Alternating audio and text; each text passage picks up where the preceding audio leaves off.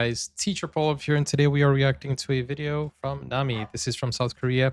Thank you for the coffee request. Thank you for this this video request. And Nami says, they were all either born during wartime or retired soldiers who had completed their military service. LOL. She's referring to this video, which is called How Roof Koreans Took Back Los Angeles. What is a roof Korean and they took back Los Angeles? Featuring the donut operator. This is from a channel called Popo Medic. And if you want to watch that video without my reaction and commentary, link is in the description. But come back to see my thoughts on it. Let's go. Wednesday, April 29th, 1992. Chaos erupts in the streets of Los Angeles as tens of thousands of looters pillage the city.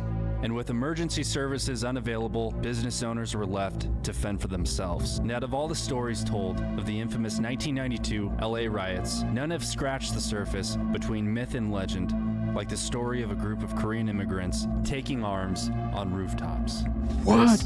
This is that story. What are you even talking about? This is gonna be so cool.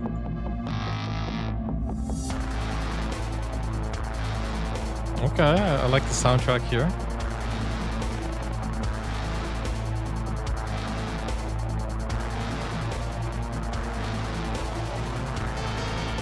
This is a documentary on YouTube.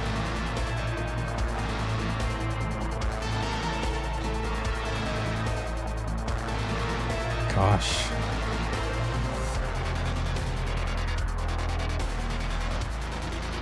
This is crazy, guys.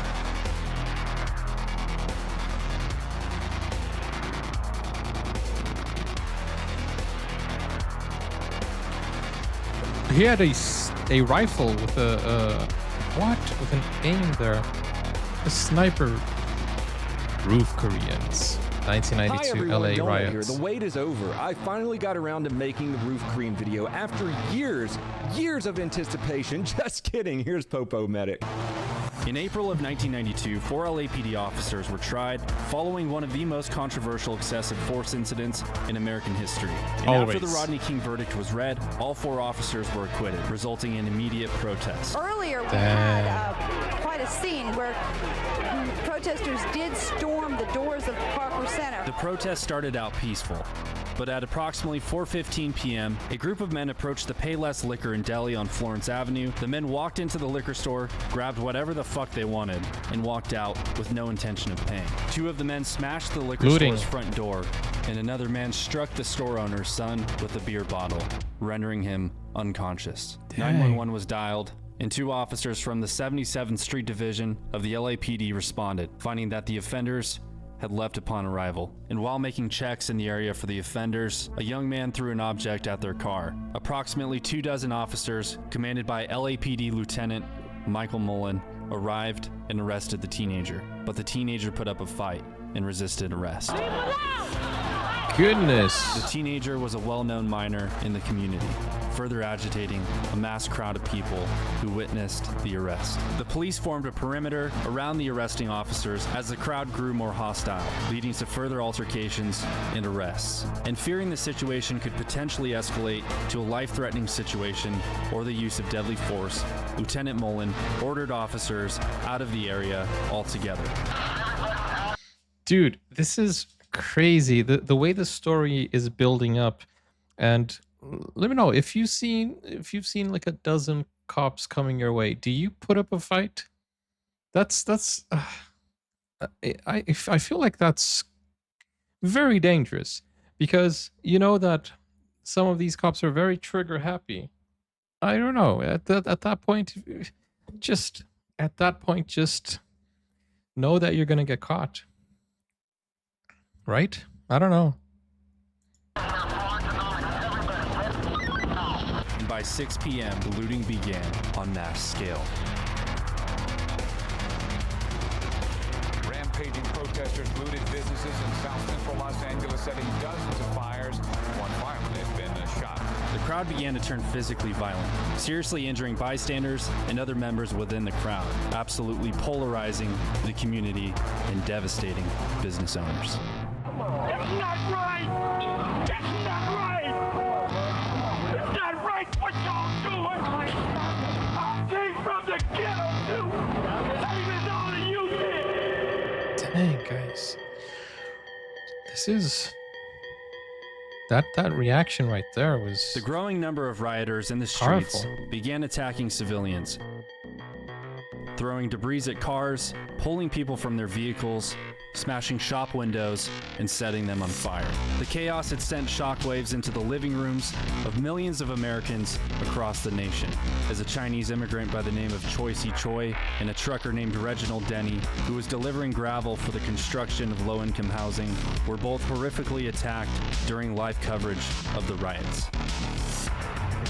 At approximately 7:15 p.m., as reports of vandalism, looting, and physical attacks continued to come in, Lieutenant Mullen elected to take the information but not respond. Mullen was later relieved by a captain, ordering officers only to assess the Florence and Normandy area. And at 12:15 a.m., Mayor Bradley signed an order for a dusk to dawn curfew, as well as declaring a state of emergency for the city of Los Angeles. That is crazy, guys. And on the following day, by mid-morning, violence appeared widespread, as extensive looting and arson was witnessed across Los Angeles County. The Did you rioting see moved that from South trail? Central Los Angeles. Look at this smoke trail. Oh my gosh. That's across... Dang. I don't know how many blocks, but that's a long way. That's probably... Dude, I don't know how many kilometers that traveled. As extensive looting and arson was witnessed across Los Angeles County. The rioting moved from South Central Los Angeles, going north through Central Los Angeles, decimating the neighborhoods as far as Westlake to Fairfax, before reaching Hollywood. The looting That and is fires crazy. engulfed Hollywood Boulevard, and simultaneously rioting moved west into neighboring independent cities of Compton, Carson, and Long Beach. You might even remember Long Beach native Bradley Noel singing about it on Sublime's self-titled album. First spot we hit it was my liquor store. R.I.P. Bradley Noel, fucking legend. From Olympic Street to 120th Street laid the forefront of many small family-owned local businesses, primarily owned by first-generation Koreatown. Korean immigrants, many of whom escaped from North Korea into South Korea before immigrating Wow. to the United States. Many of So this was happening across all of LA, and then when it came to Koreatown, from what I assume is going to happen, or predict is going to happen, or foresee, my foresight here says that Koreans were like, not in this neighborhood. Korea before immigrating to the United States, many of whom were formerly voluntold soldiers who knew how to fight. That's And the fight crazy. came to Koreatown rather swiftly, as rioters moved up north from Florence and Normandy with a newfound thirst for looting. At 11:30 a.m., one employee of a local gun store, David Jew, was working behind the counter when the shop phone rang. It was a phone call from his employer, Richard Park, who owned another store a few doors down. Richard informed David that he was at the nearby shop and in the middle of a gunfight. David locked up the gun store, This is ran across the parking crazy. lot armed with a Beretta. When he arrived, he heard gunshots, at which point looters from across the street made their way to the gun shop plaza and opened fire on Richard and David. But when the two men fired back, the assailants fled the area immediately. yeah, Word we quickly got spread guns throughout too. Koreatown that this method They were like, we've got guns too. Dude, this is insane. This is crazy, guys. Literally, like, this is a war zone right there.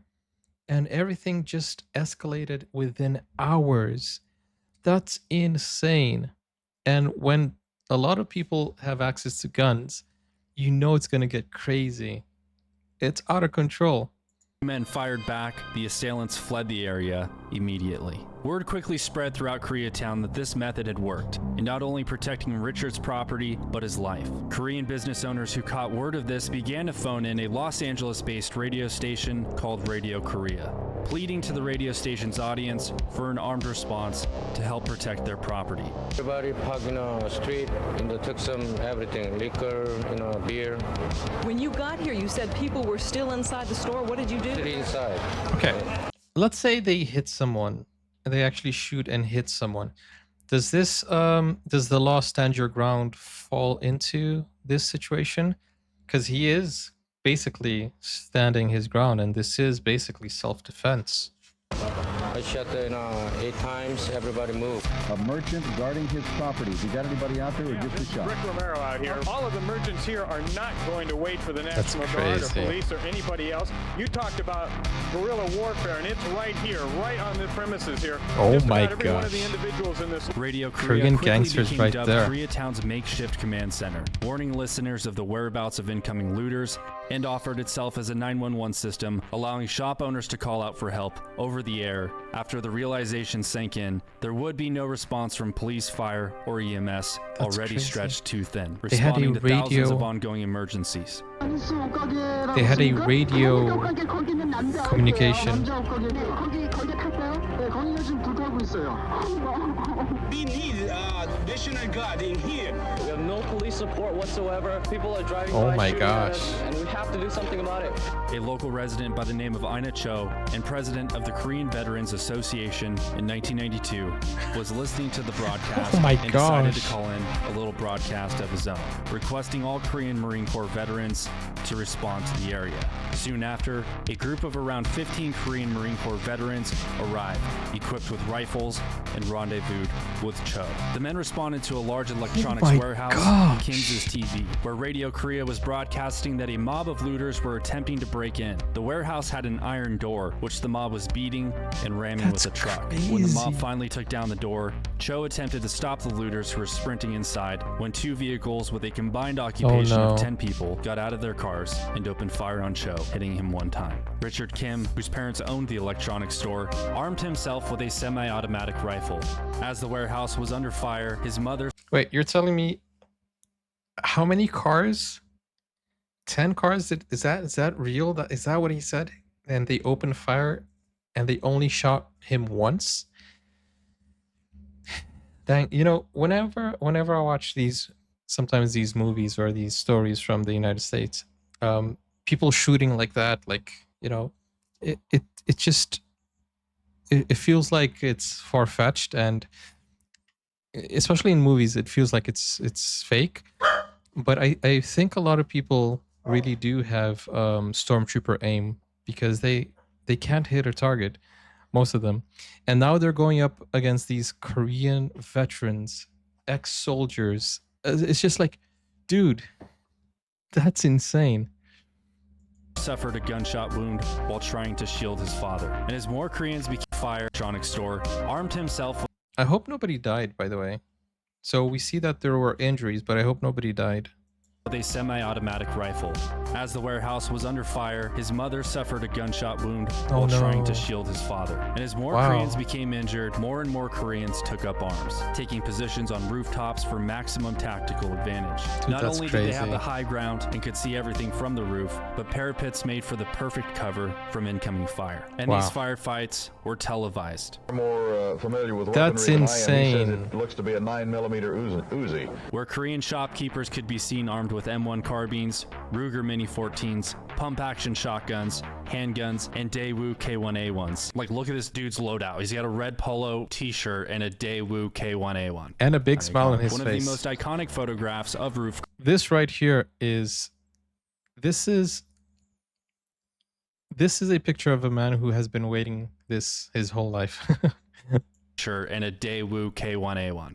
I mean, come on. One of the most iconic photographs of Roof Koreans happened at a small grocery store called This one. California Market. The owner fortified his store with 20 well-armed employees and volunteers, all of whom were wearing white headbands. They were often shooting blanks or discharging warning shots into the air, which is dumb. You gotta wonder where those went, you know? But their methods worked, as 100%. looters scattered, fleeing Hi, the JP. area as quickly as they could.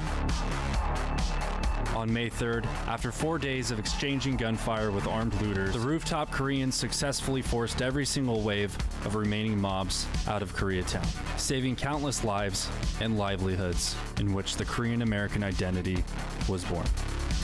That's insane. And on that same day, over 1,100 Marines and 6,500 National Guard troops patrolled the streets of Los Angeles, putting an end to the chaos. They put the army. If it wasn't for a few brave men who stood up against their opposers, Koreatown would have been unsalvageable. The nearly week-long rioting killed more than 60 people, injuring more than 2,300, and caused approximately $1 billion in damage, That's half of crazy. which was sustained by Korean-owned businesses. Korean Americans have come to refer to the 1992 uprising as Saigu, which translates to Saigu. April 29th, a day Koreans will never forget. Wow. Saigu. Hey guys, if you enjoyed this video, be sure to hit that. Dude, that is absolutely insane. It's insane. But at the same time, what else could they have done, right? Dude, that's crazy. I watch so many stories from the United States, and if they hadn't filmed it, if we didn't have any of the pictures or videos, I would have called BS and say, oh no, that's just fiction. But the fact that we have so much footage and crazy things happen, it's crazy, and the fact that they have footage of it makes it even crazier. That's insane, guys. Subscribe button. There's a lot more of these videos Go in the subscribe works, to and him. you don't want to miss them. So make sure you're subscribed, and I'll see you guys in the next one. Thanks for watching. Goodbye. Guys, go support this channel, especially on Patreon, so they can keep doing this crazy, amazing production videos. That's my dog. Come here. Can you see her there? Okay. Guys, don't worry, she doesn't have a place queue. Gosh, never mind. If you know, you know. Oh man. Okay. A place command. Okay. Oh man. Where was I? I'll see you guys in the next video. If you want to watch full movie reaction series or shows, go over to Buy Me Coffee. We're live on Twitch right now, so come join us. And so for the premium exclusive videos, go over to Patreon and Buy Me Coffee. And yeah, I hope you enjoyed this one. If you want me to react to more of these crazy stories, then let me know which ones. And you can also request videos like Nami did. And this is absolutely insane that South Korea, or Koreans in general, had to go through this in Koreatown. Dang, okay. I'll see you guys. Click over here for more videos. Take care now. Bye-bye.